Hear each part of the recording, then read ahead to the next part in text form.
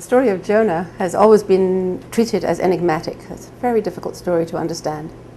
What does Jonah think he's doing when he flees from God?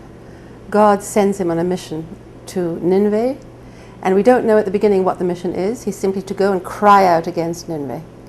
We assume he is to cry doom against Nineveh. And he turns around and flees from the presence of God.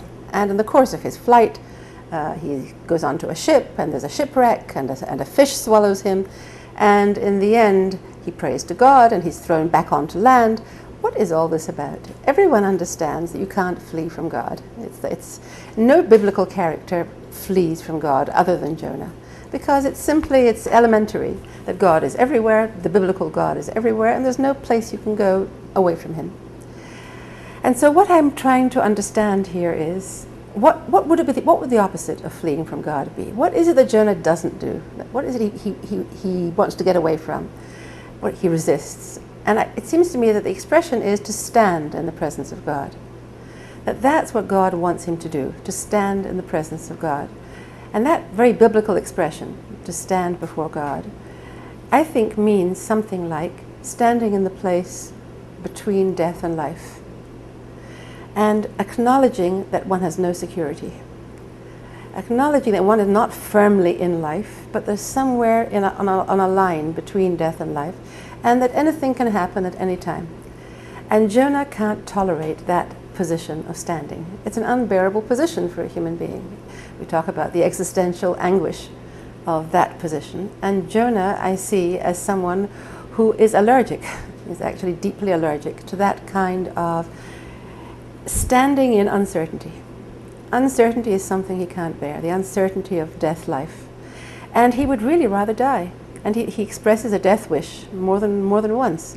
He flees to the sea. The sea is the place of going back to the womb, of leaving life. And he really does almost die. He was thrown into the sea. When the fish swallows him, he's not going to last very long there either. And there is a kind of a sense that Jonah would just as well die, rather than stay in that place in between. When Nineveh is saved, after he has fulfilled God's prophecy, I think Jonah is very disturbed, because this also is a way of saying, God is saying to him, you don't know for sure anything about my thinking, about what I want. You thought you were going to declare doom to them, and look, they turned around, and suddenly they did this surprising thing, and they repented. And I now disregard all their evil record and save them. And there's something about this that Jonah finds deeply offensive. And it's offensive for the same reason as the one that he doesn't want to stand before God. It's that it puts things out of human understanding.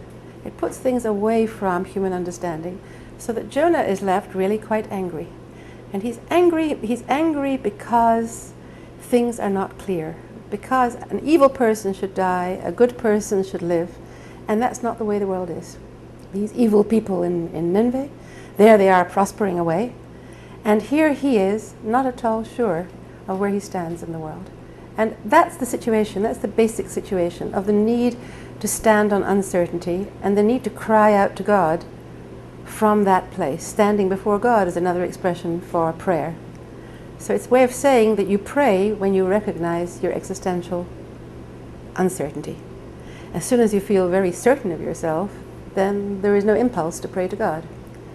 It's precisely because we know our limits and our vulnerability that we have that need to cry out to God. And I see Jonah as resisting that with all his might until the end of the book, where I think there is a turnaround.